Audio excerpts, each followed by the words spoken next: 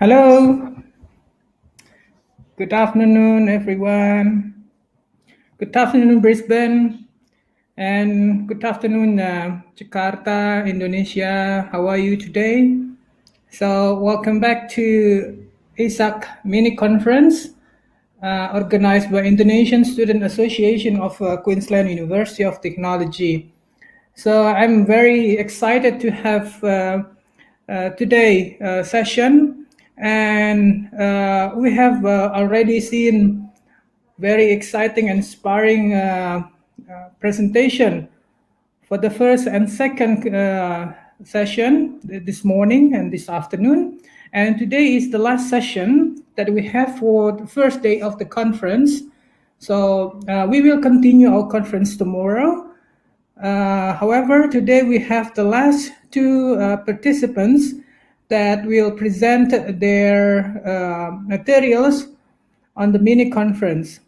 So I hope everyone are not ready for the next presenters. So first of all, I would like to read the CV for all presenter today. Okay, so today we have two presenters. So the first presenter, it should be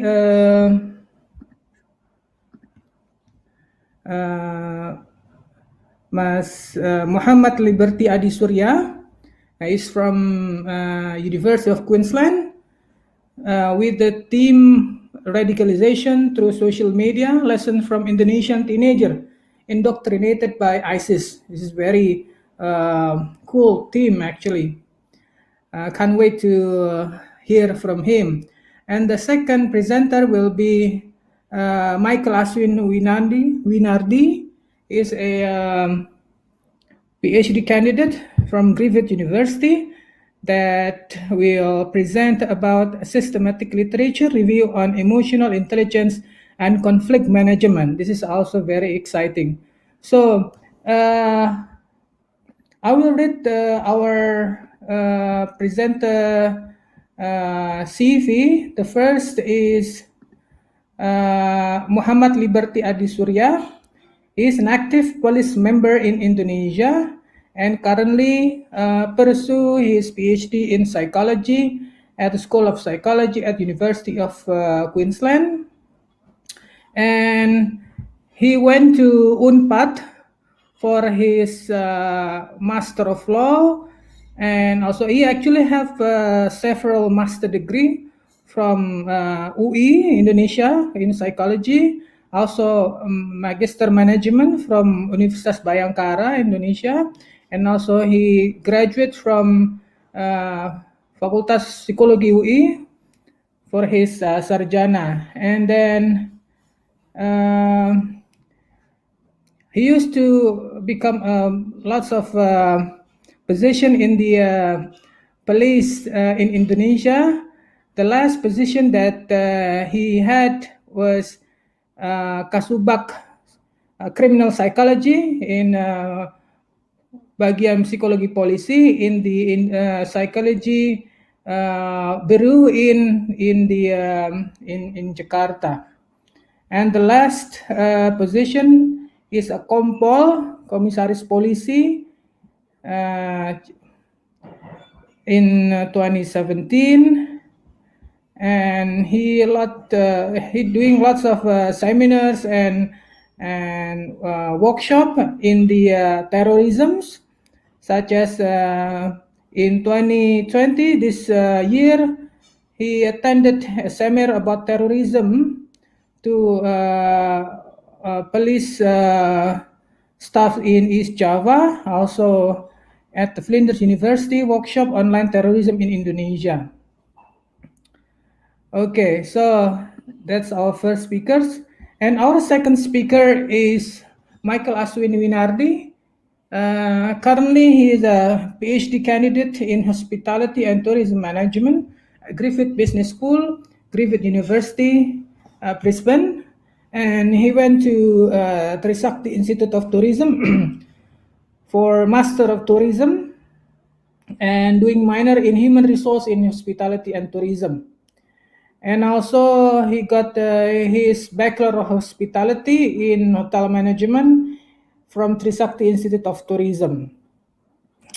So he is work as a lecturer in Hotel Business Program at Podomoro University, and before that he also being a chair or head of Hotel Business Program at Podomoro University, and he also doing massive professional experience since 2010, and he also doing some recent publication such as the role of emotional intelligence and emotional labor among frontline employees in Casino Hotel Macau, published by the International Journal of Tourism Science.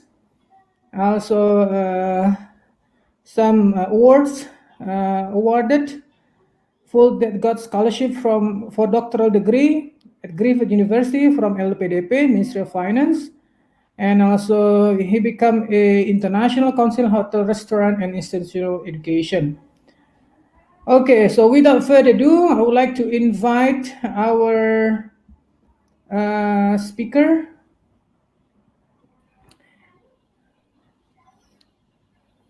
Yeah, hello, good afternoon, Mas Aswin, Mas Good Leberty, afternoon, how are you? Mas Herdiyan. Yes, thank you. Thank you very much for joining us here in mini conference ISAC.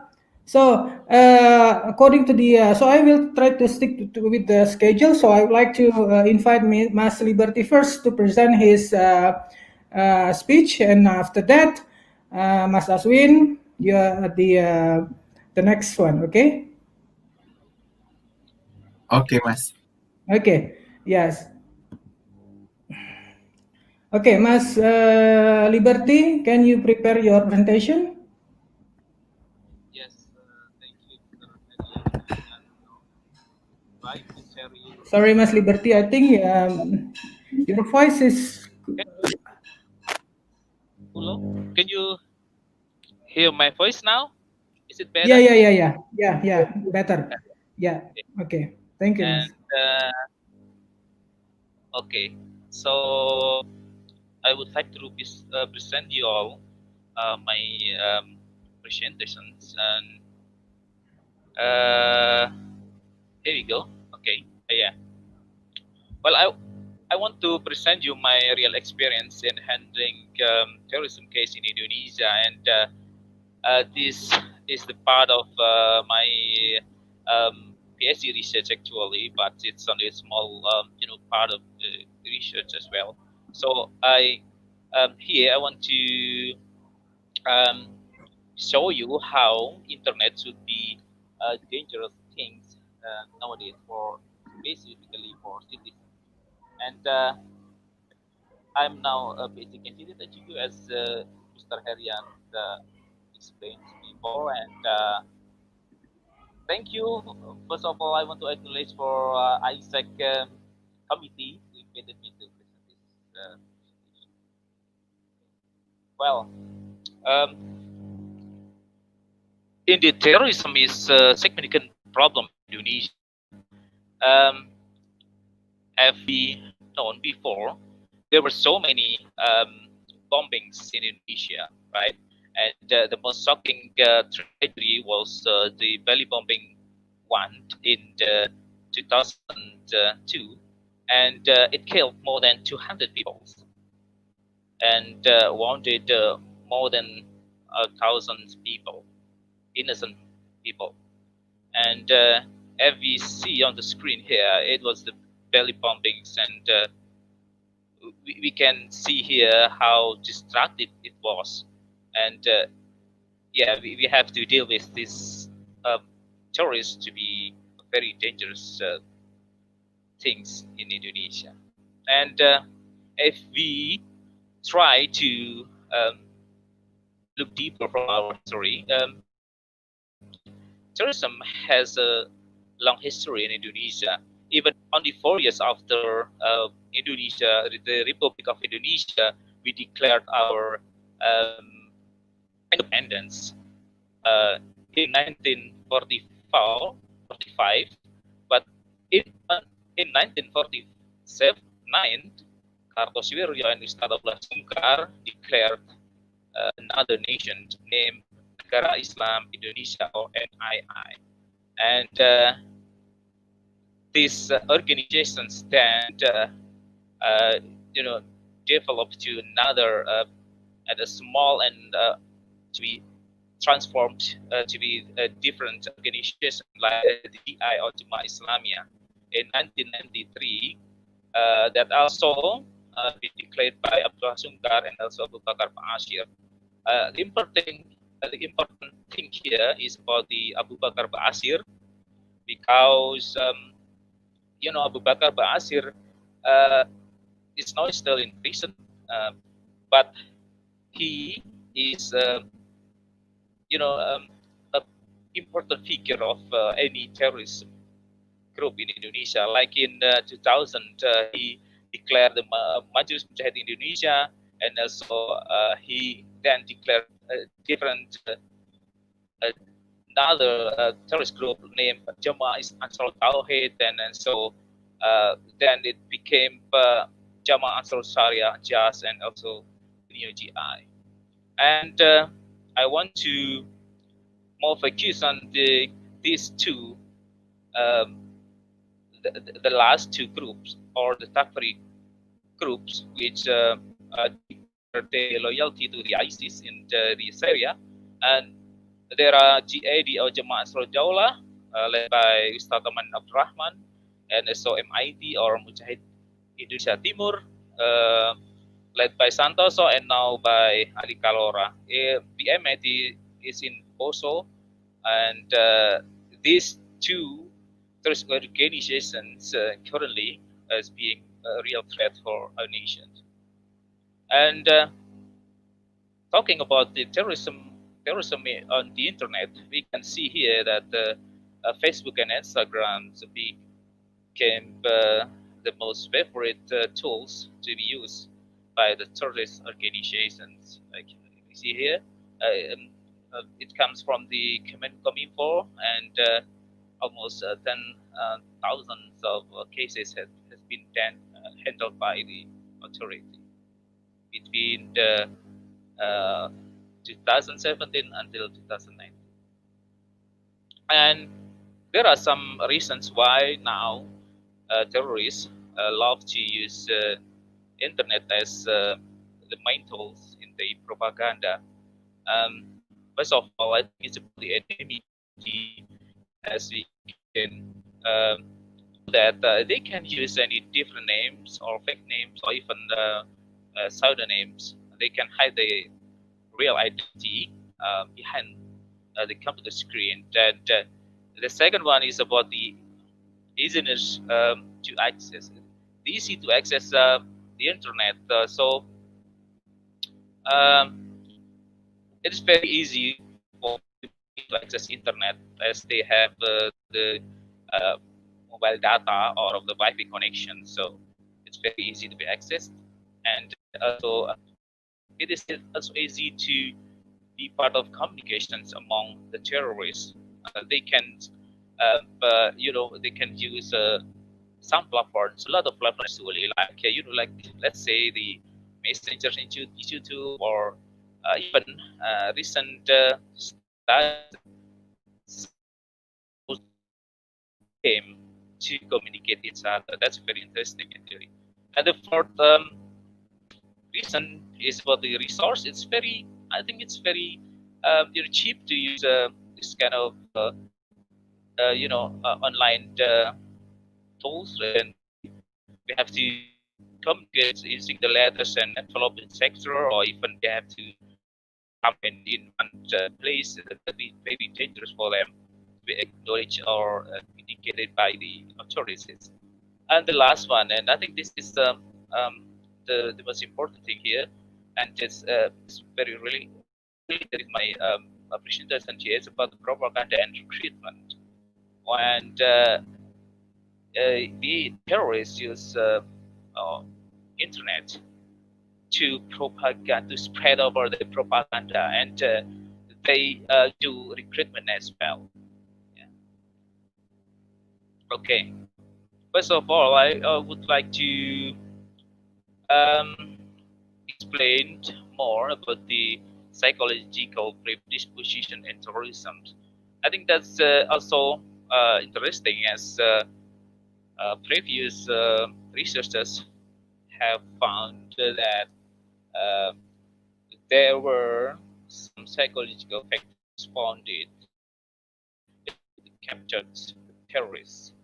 Um, they are not crazy actually. Terrorists are not crazy, but they have some some psychological factors such as the grievance or perceived injustice, unfairness, and also a need for identity, need for belonging, and redemption in revenge, feeling of sins, etc. So that's previous um, researchers have found these psychological factors to be as a predisposition for someone to become a terrorist. And ISIS indoctrinations and recruitment process usually involve three steps, which are the infrastructure weakness. It means they will usually show about the weakness or in our system, like the government system, like the government's very corrupt, and the authorities do not work well, and sort of thing. And the second level is about the targeted disconstruction, means they will challenge the belief of the someone or individuals, try the authorities to be challenged with more, like ideal idea, such as the Islamic rules or the Sharia would be the only solutions for any problems in Indonesia. And then if someone then get interest got interested with the idea, so they will follow any ideas offered by the terrorists. I have my own experience in 2016, when I found the first teenager involvement in terrorism cases in Indonesia. Before the Surabaya bombing in 2018, actually I have found a case that of a teenager involved in terrorism cases in Indonesia. He was 16 years old, and he used Facebook when he then met someone, a mysterious person that then be identified as Indonesian, a former terrorist president, and the location was in Syria. And this young boy is terrifically, he had a good ability and hacking Wi-Fi, and also he practiced smoke bomb, and also he mastered inducing an airsoft gun. Yeah. The problem at the time was, should the authority capture this uh, teenager, or should the government treat him? But how? That's the question. And the mission involved stakeholders like BNPT, Special Detachment Unit 8, Intelligence Unit, Police Unit, local government, and also the Children Protection Commissions, or KPA, as the target was only a teenager. So yeah, and I was an INB psychologist at the time, and I led the team. And we need to make a profile of the teenager, mainly using a psychological approach. And then we conducted psychological testing for all of the students. Well, this teenager, he was SMK students, yeah. So we then apply testing for all of the students, and we use some methods like like the paper test, observation, interviews. Um, the findings were so interesting for me and also for the whole of the team, because this teenager, he had above average intelligence level, and he was an introvert, and so he had a strong passionate in guns and ID. Um, our family and his school could not support this passionate, and then he tried to find it from the internet. We also found like a psychological factors when his father was a bad smoker and spent most of that and use family's money only for hobbies. So he, he he saw his father as unresponsible husband and father, and when where R comes from a low-income family, there was a program from the government for the poor to renovate their houses or the bedah rumah, and but his neighbor, which is the rich, got this program and not him. So then he perceived that the government is corrupt, and injustice feeling from the authority then arose inside him. And when he then connected with someone on the internet, uh, he then touts with the radical license of materials, and then he accepted that the best nation in the world is a nation based on Islam. And R will struggle for his dream to be an expert in weapon. That was his dream. Well, here I would like to share you 4 simple steps for some, a young Indonesian to be radicalized through social media. The first one is when he joined in a more general groups or general teams or German general channels, and if he is active in the group, then someone from the terrorist members would send him a private message consists of the links and materials to be read by the individual, and when then they are interested with the materials, so they will make more intense communications through the internet, and then accept all of the ideas, and he will be ready to do any orders from the groups or the internet, the ISIS or the terrorist members. There are some lessons we can take from the case. The first one is we found local injustice feeling as he had faced the real cases when the government didn't give help to his family, but his neighbor, who that's supposed to be him, he thought like that. And we also found a psychological profile that he is a teenager, right? He should find a important feature that should be his father, but he didn't find it from his father, but he found it from the internet. A guy with good,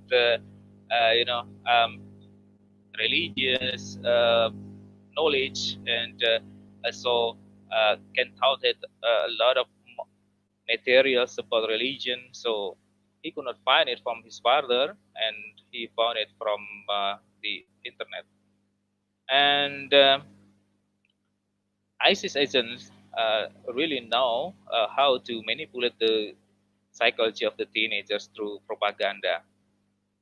The ISIS agents, they could choose any um, interesting topics, and they also use animation sometimes, or movies, or any other materials that would it's very interesting to be uh, seen or to be read by the teenager. And on the process of indoctrinations, like I've mentioned before, it's like a reconstruction of social, moral, and reality. How the terrorist group then manipulate these facts to to create and to support their narrations. Um, Internet and social media is the primary environment for the young generation. Like nowadays everybody has their own gadgets in their hand, right? So it is yes, it's very useful, but it's also threats behind these gadgets. And ISIS agents now use internet as an effective means of radicalization and recruitment. So, and we can also learn from the case that the importance of direct social interactions, specifically from a family, to prevent radicalizations among young Indonesians. I mean, also we um, are now very we use gadgets or any devices in everyday life, but it is the best way to prevent any I think terrorism or other crime like social interactions among the family members. And the re-indoctrination through passionate is also with mean like this. I suggest this at the case that to re-indoctrination to re-indoctrinate the young boy, we should choose a similar figure as the previous figure that radicalized the boy. So we had to find a guy with with a good Islam knowledge, and also he mastered in IT and guns, and it works. Now R has become one of police supporters. And thank you. I think that's all I need to share you all.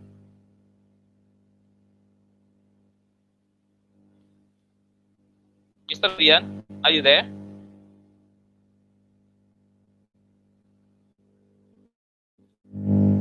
Hello, Mr. Herdiyan.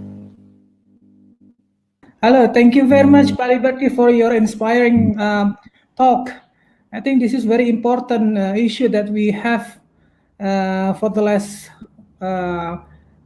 recent years about the terrorism. And it's very interesting to see your presentation that there's a slightly a transformation on how the terrorists made their recruitment process and also their motive. Is that right? Yes, correctly. Yeah. Now they change the methods in recruiting and also in spreading the narrations or propaganda from the offline or face-to-face to become online.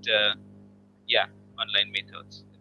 Yeah. So, okay. So, Pak Leberty, now we will move to the question and answer, and I would like to invite all the audience, wherever you are in Brisbane, in Jakarta, streaming live from YouTube or Facebook, to post your question to this very inspiring talk from Pak Leberty. Okay, so we have the first question from Pak Gunawan. Is there any psychological tool for fight the ISIS doctrination with the current social media trend? Maybe campaign website to be used or online training? Yes, very interesting question, Pak. Leberty. This is question from Gunawan. Yeah. Okay, so I will answer that question. So that actually an interesting question. Excellent, Mr. Gunawan. And actually, we do not have any psychological tools to fight terrorism. We do have some, like psychological tools to detect. Yeah, it is developed by the BNPT actually, and but it could not fight against terrorism. We can fight against terrorism. It depends on the which level the terrorism itself. Like if they still in the narrations on the internet, we should supply different narrations sort of thing.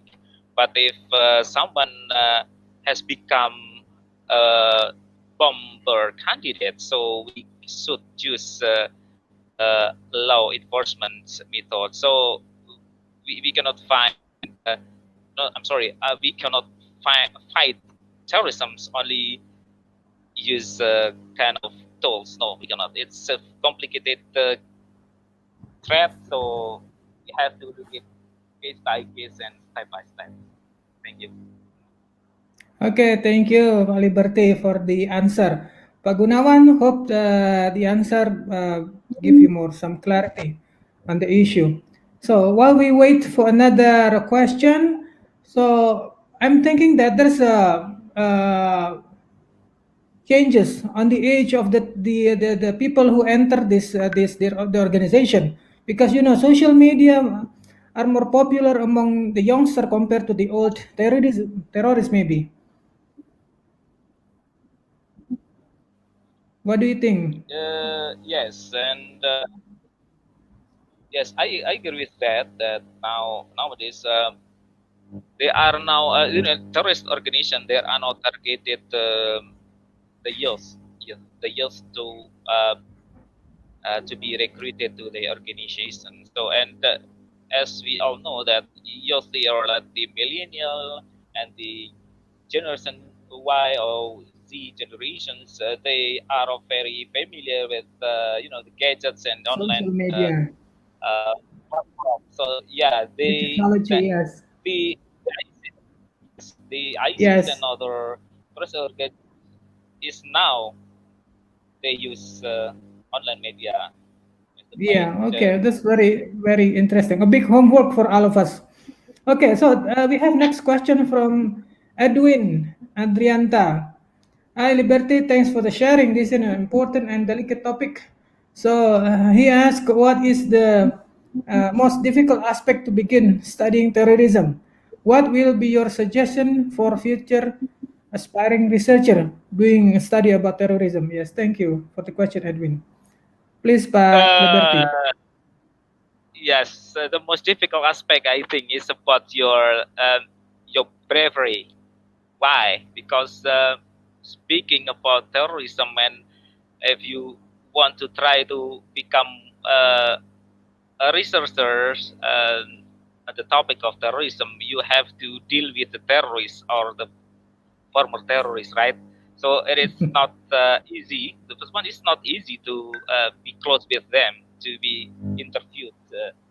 But the second thing is it is also a risk behind the scientists of the researchers. If we interact with the terrorists or former terrorists, we have to, you know, concern about our safety and our family, and that's also become my priority. Yeah, exactly. So far, I know that approaching terrorist group or participant is part of the high risk participant for the research, right? So Yes, not everyone have the capacity to do this. yes, correctly. Yeah. Okay. Thank you very much, Pak Liberty, for the answer. Okay, Edwin, your answer, your question was answered. Okay. Now the next question comes from Verika Indrawati. But Verika asked, do you have suggestion from psychological perspective for parents how to prevent their children engage in such organization? Yeah, this is important as well. Please, Pak Liberty. Yeah, like I found from the case I met, we need to improve our offline discussion with our children. Actually, yeah, that's the most important thing. When we if we can discuss any topics with our children, that would be good. So they can ask everything that might be potentially dangerous for their life and their future.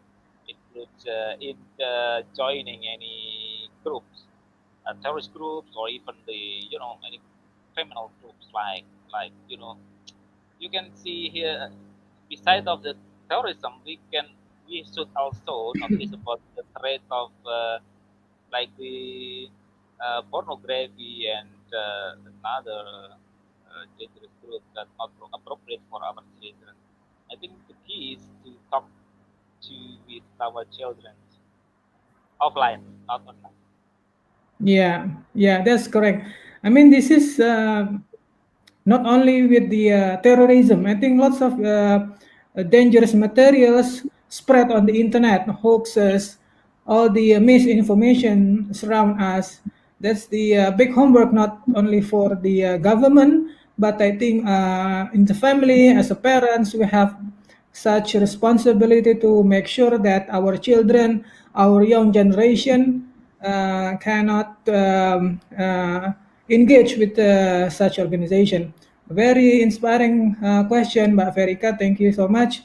And okay, so the last another question, yes, from Mas Muhammad Roland. How is the role of digital literacy among teenagers to counter radicalization? Yes, yes, this is also Well, important. Please, yeah, Liberty.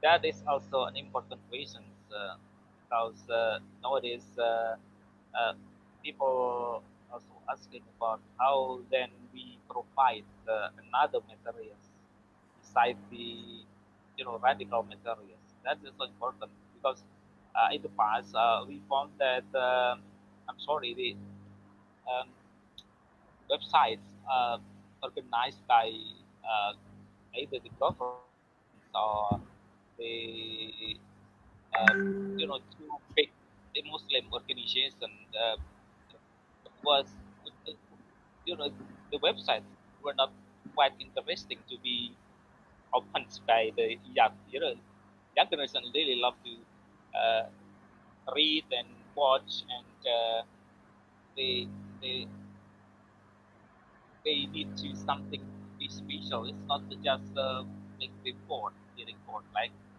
they don't like board materials. That is very important. So yes, literacy should be supplied on the internet by the governments or NGOs or any activists against terrorism. We have to provide netizens with alternatives of literacy. And let's say if, there are so many radical materials, so we need to provide a more moderate and friendly uh, Islam understanding, sort of thing.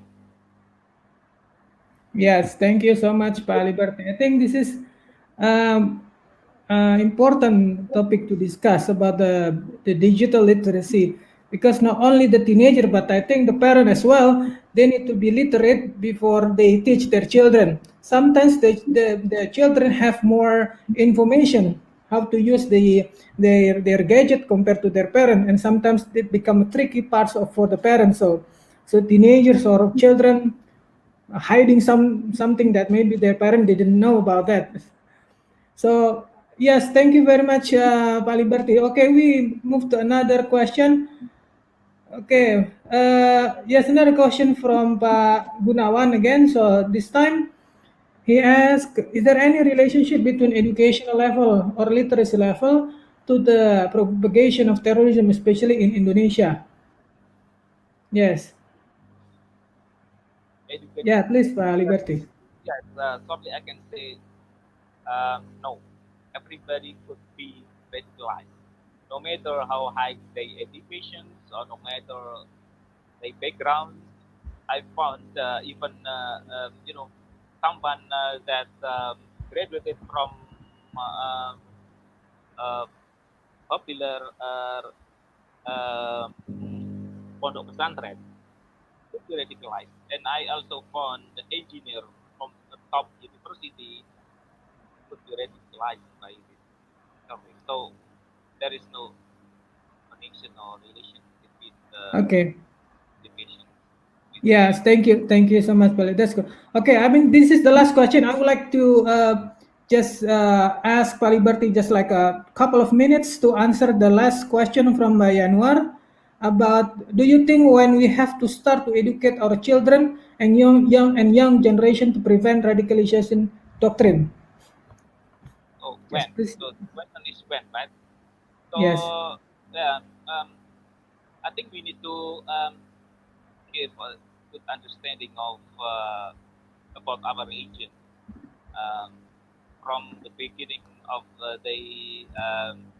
development period, mainly in the within 5 years in the life. So it's very important to provide them more moderate understanding, and we could get them support to be tolerant with others that different with us. I think it could be done for every parent from the beginning until end. Okay, yes.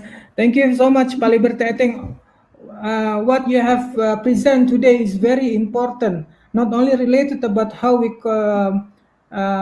counter with the terrorism, but this is kind of self-reflection for all of us, for our family, how to prevent such paradigm goes into our family. So thank you so much, and hopefully you can join with us again next time. So thank you, Pak Liberty, once again, and I also want to thanks to all participants who give address their question. So now we will move to the next presenters and the last presenter for our first day of the conference. Now we have Pak Michael Aswin Winardi that will present about systematic literature review on emotional intelligence and conflict management. Okay, so time is yours, Pak Aswin. Yeah, thank you so much, Pak Herdiyan, for the introduction. So, good afternoon and welcome to this session, everybody. So, I hope you will enjoy this last session. So, I repeat again, my name is Michael. I'm PhD scholar from Griffith Business School, and my background is in hospitality and tourism. My research project title is about emotional intelligence, cultural intelligence, and conflict management in the hotel industry. So yeah, now I would like to give presentation of one of my research paper. And before I start, I want you to watch this out.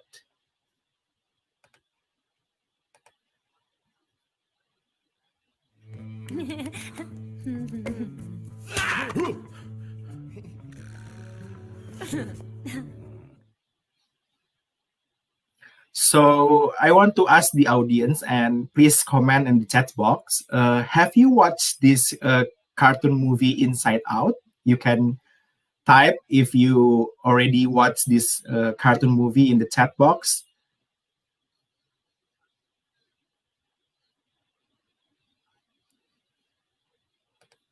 Yeah. So why I want you to watch this movie? Because I got inspiration from this cartoon movie in the writing process of my research project. Inside Out is a film about an 11 years old named Riley who moves across the country from Minnesota to San Francisco with her parents. Riley experiences a transformation in her mind and she tries to adjust to her new life in San Francisco and to the difficult process of growing up. The Riley's 5 emotions, as you can see in the screen, they are joy, sadness, anger, fear, and disgust. Help her through her transition to adolescence and to assist her in making what they think are right decisions. The lesson learned that I gained from this movie, sometimes I have no control over my emotions, only over what I choose to do about them. And even if I know this, I can still be hard to make good decisions because my feelings are so powerful and there are so many of them fighting to be heard. Inside Out, get this. So this story is related to our life now, especially in the workforce environment. So we are now exposed with the different characteristics of people in any situations and also involve our emotions during the interactions with others. Conflict could occur anytime in our workplace, and also the target that we have to achieve as a key performance indicator sometimes is very tough.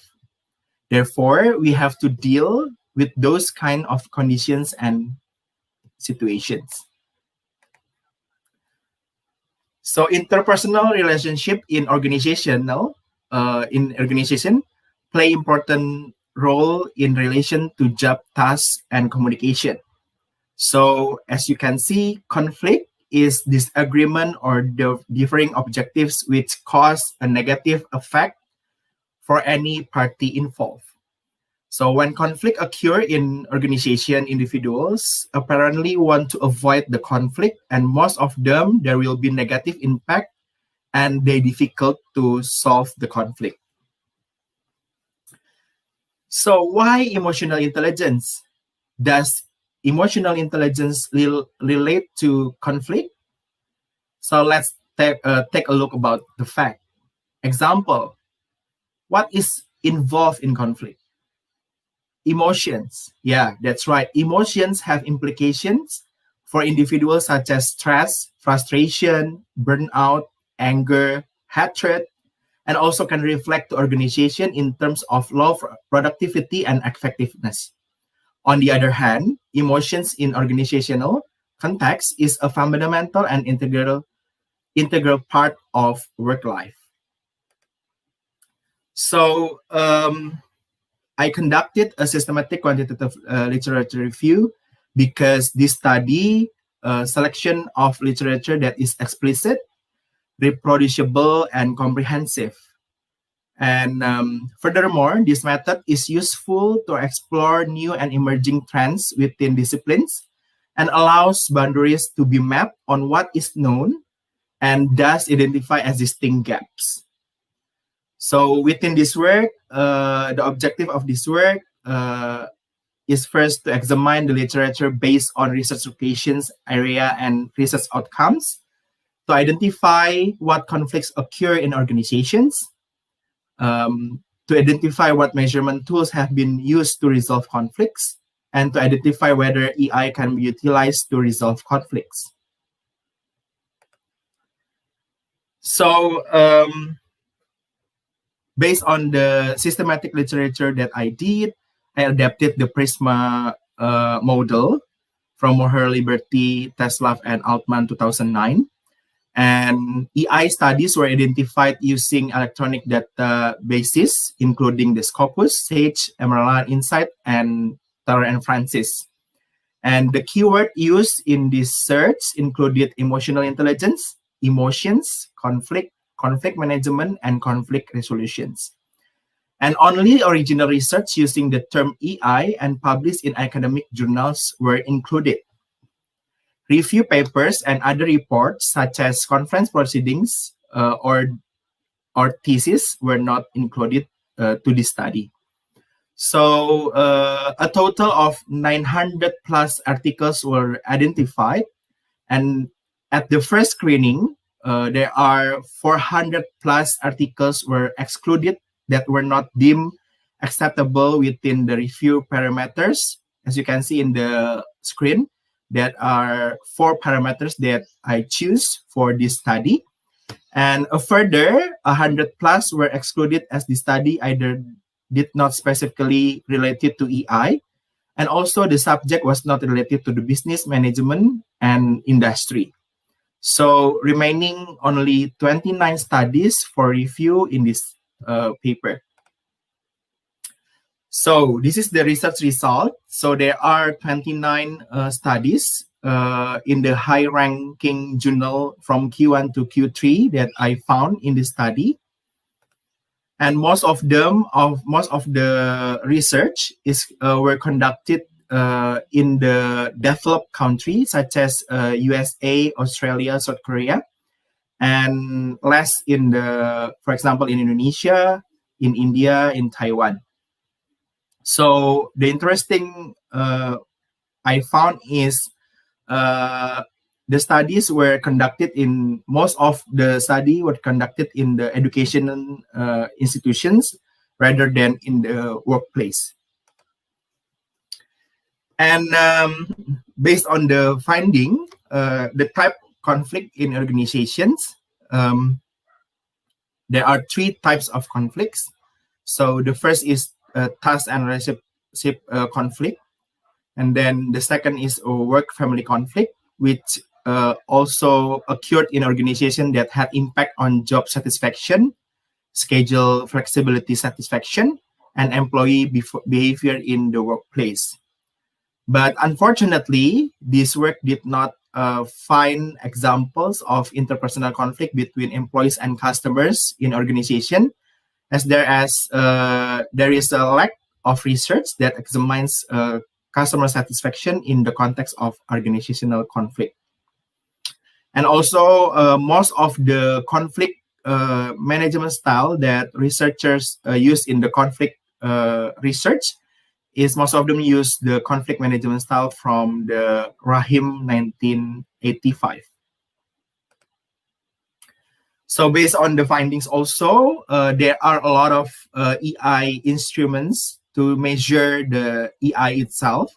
There are many instruments, but only one model that very suitable for EI because the validity and reliability. The name of the instrument is the Mayer-Salovey-Caruso Ability Model, and it also very well known among the EI researchers in the world. And also in this study find that EI is the positive strategy within conflict management because in order to manage conflict effectively, we must consider both the rational, emotional sides of the situation. So this is the theoretical contributions for the emotional intelligence. Actually, there is a lack of study examine emotional intelligence and conflict management. And also for the conflict management, there is a lack of study which examine the customer from conflict management to the customer conflict. And for the model measurement that the very valid is from the Salovey-Mayer-Caruso model, we call it MSCATE. And for the conflict management is from Rahim organizational conflict. And for the outcomes between emotional intelligence and conflict management, there is a lack of research examine the customer satisfaction, customer engagement, and customer loyalty as an outcome variable. So there is some practical implications. First is geography and culture. So geographical and culture also may impact on the degree of emotional intelligence within employees.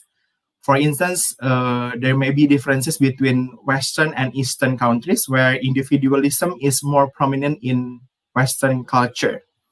And furthermore, for example, in Indonesia, the model is more to the collectivist country.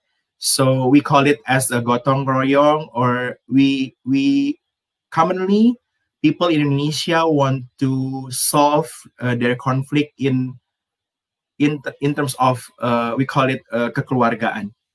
So and actually and also for the human resource, the HR manager or HR directors has to be aware of the level of EI within employees in organization.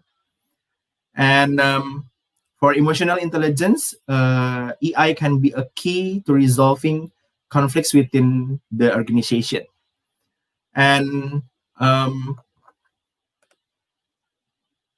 the conclusion of this study, as I mentioned in the previous slide, that MSCAT is the ability model to measure EI, and also the Rahim conflict management style is one of the best instruments to resolve conflict.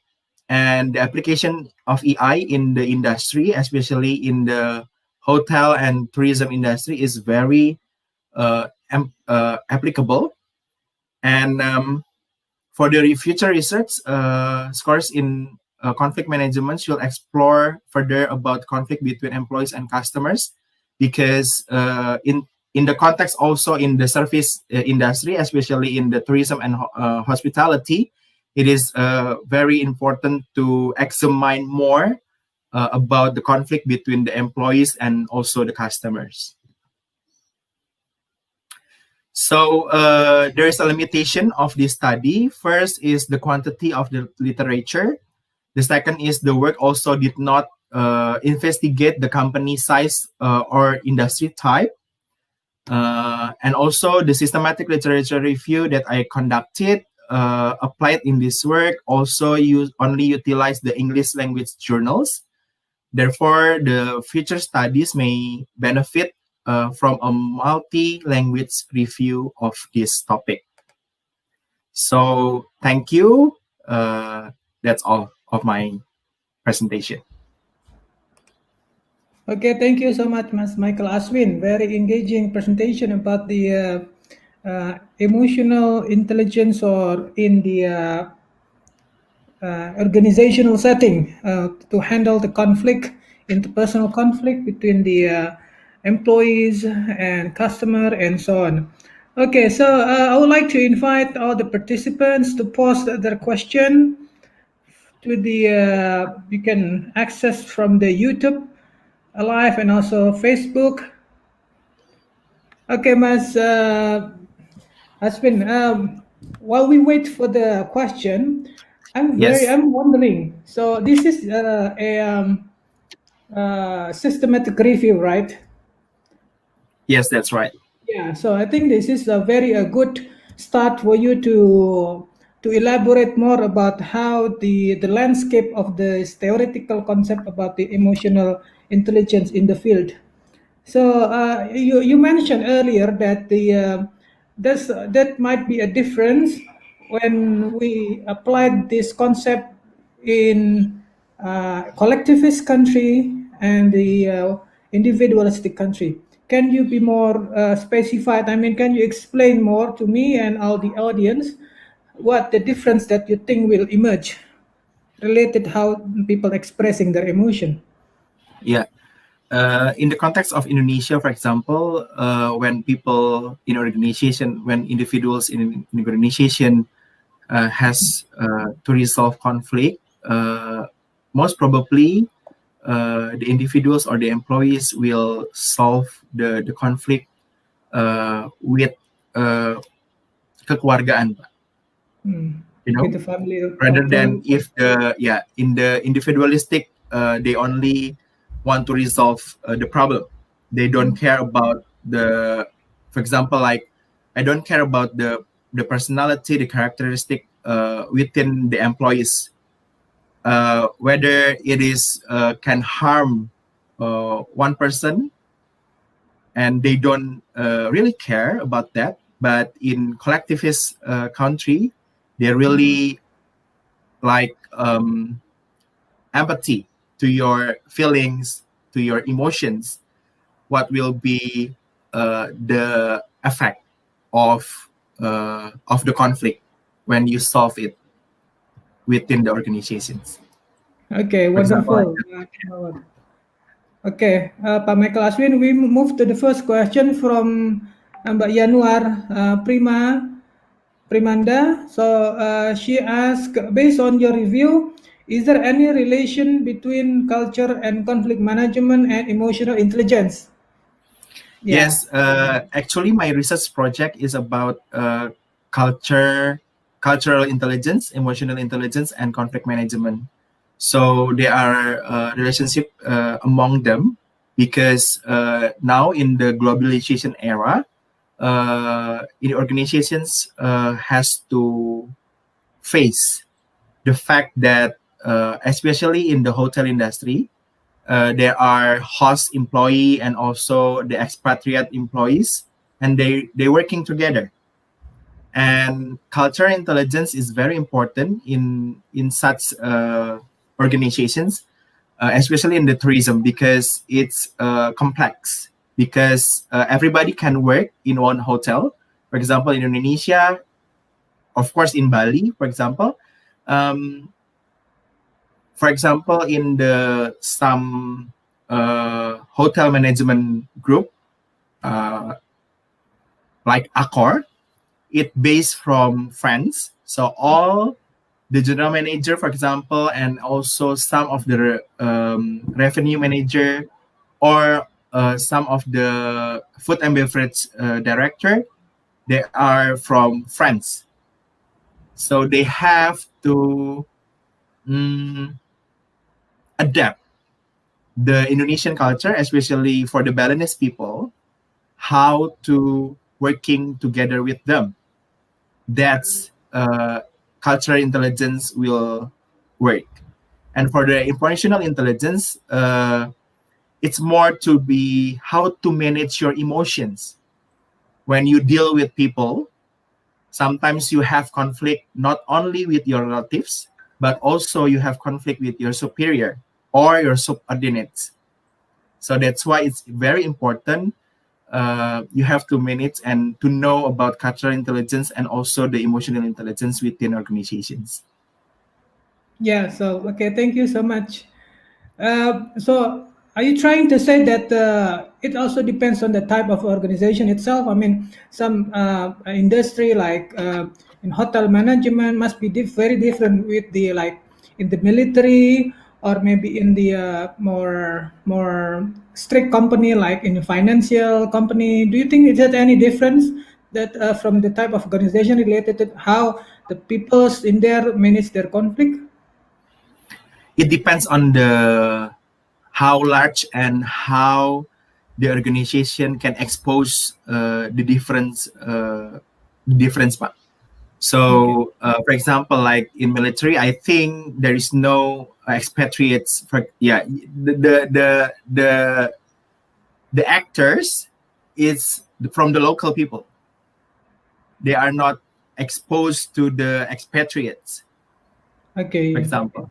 But for the multi-level cooperations in Indonesia, for example, and also some of the hotels, financial, banking, and everything.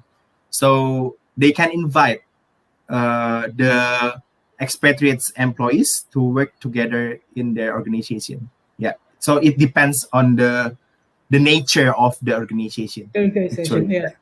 Yeah. Okay, thank you. Okay, we move to the next question from Mas Muhammad Roland. He asked if leaders in an organization still use like and dislike in evaluating performance of their employee, what will happen to the organization? Okay, it's very relevant question. Please. Um, so what will happen? It will be chaos, Pak, actually, because and conflicts will occur oftenly because like and dislike is not appropriate to appraise employees' performance. So you have to be an objective. So actually, this my research also um, want to examine also from the perspective of emotional intelligence and cultural intelligence to the conflict management, and also relates to the organizational performance, which are the employee retention and also the employee performance.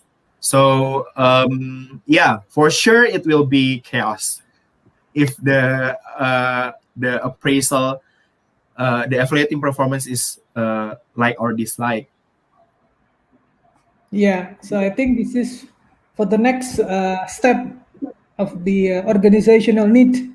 So when the organization still um, concerning about such problem, it means that the organization itself need to be upgraded first before we think Yes. about more Yeah. sophisticated thing like how to That's resolve true. That's conflict. true. Yeah. Yeah. Because as I said,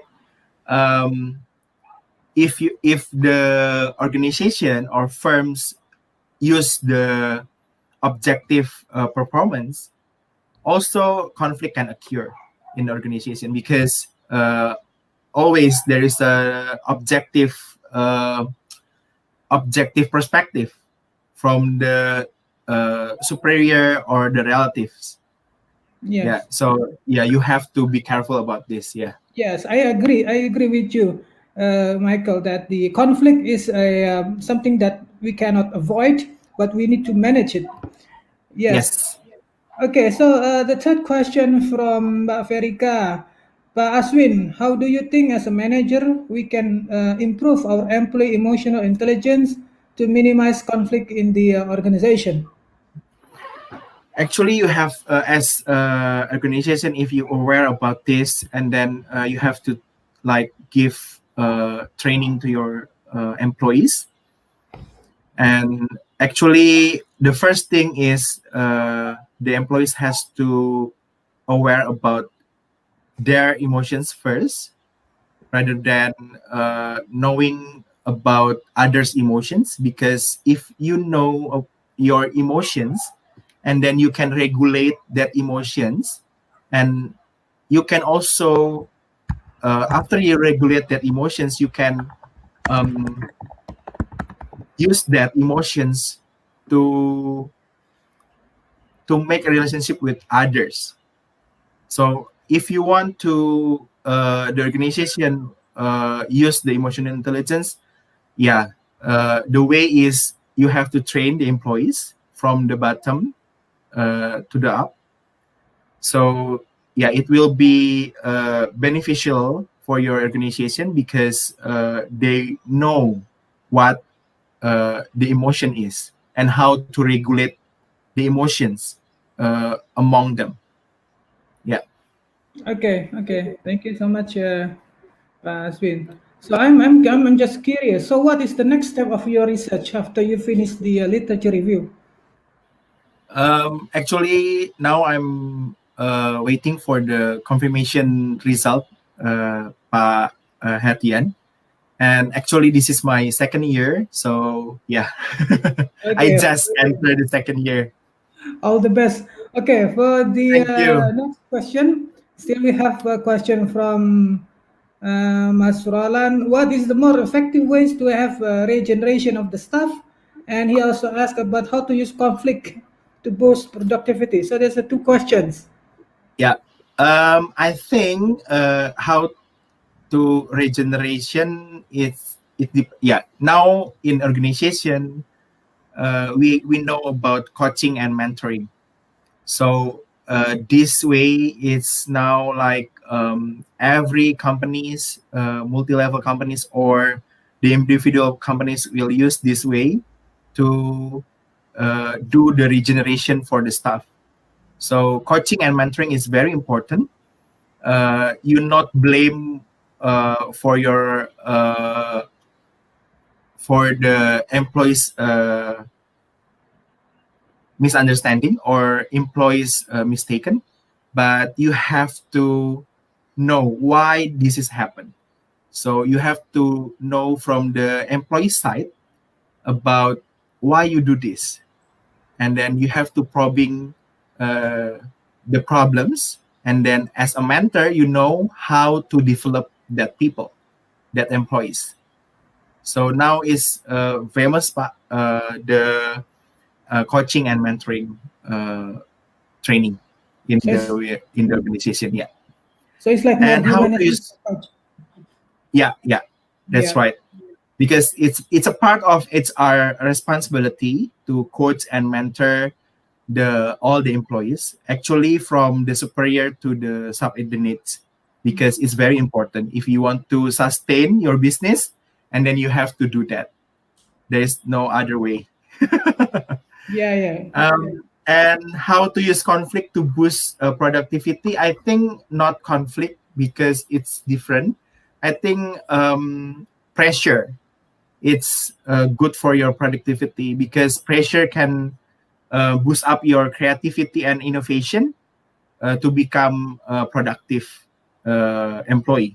So I think conflict, conflict can. It depends on the conflict, actually. If the conflict related to the task, it will be productive.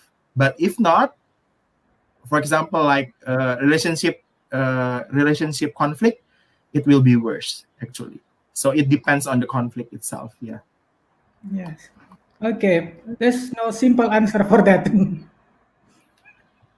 Okay. So the last question comes from Zulaiha Indralia. Good afternoon. How do a company or organization cope with conflict management regarding equality, such as LGBT employee? This is very relevant issue to discuss now. Yes. I think the organization has to look at the organizational culture, and then they have to make a clear statement about the reality now about LGBT. So I think the organizations or company has to define the organizational culture, because there is a vision statement there, there is a mission statement there, and then how to makes an equality within the employees. So the top management has to redefine the organizational culture in a company, because if not, it will be like duri dalam daging. So you have to, the top management actually, especially for the HR, has to define about the organizational culture that they want to build to make everybody equal and equality. Yeah, I think this is very important to address. I think it's not only for the LGBT employee, but for all marginal groups that recently now involved in more activity in the company. So yes, okay. Next question from Wawan: how do effectively handle conflict for employees? So how to effectively handle conflict of employees? Actually, it depends on the situations of the company, Pak Wawan. So if the organization has strong culture, and then the culture itself will make the employee can like spontaneously they can interact and resolve the conflict between them. And if not, you have to involve your superior, or for example like HR, to resolve the conflict, because if not, they will it will become worse and worse if you not solve the conflict. So how to effectively? I think it depends on the organizations. So you have to find, because the nature of the organizations will find the way how effectively you solve the conflict. Yeah. Okay, thank you, Aswin, for the answer. Okay, the next question comes from Pak Gunawan. He asks, is there any discussion on discrimination toward disability creating conflict? Do you have any suggestion related to the equality? Yes, this is very interesting. In this stage, I don't have any discussions about or discrimination about the disability, but in a hotel industry itself, we now open to the disability. Pak. For example, like some of them is employed to the hotel, because now hotel is open for that. And for sure, it depends on the disability that they have. For example, for the deaf people, and then they can hear the voice of the customers. Yeah, they will put that employee not in for the frontline employees, but in the back of office, for example, like that, to accommodate the disability. Do you have any suggestions related to equality? For sure, in the hotel industry, for example, the hotel's employee, we really, if the hotel, it's like what? It's like consensus.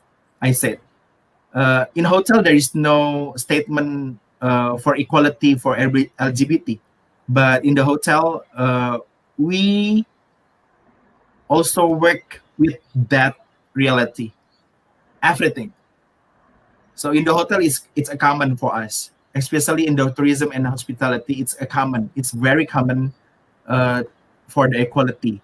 Yeah. Okay.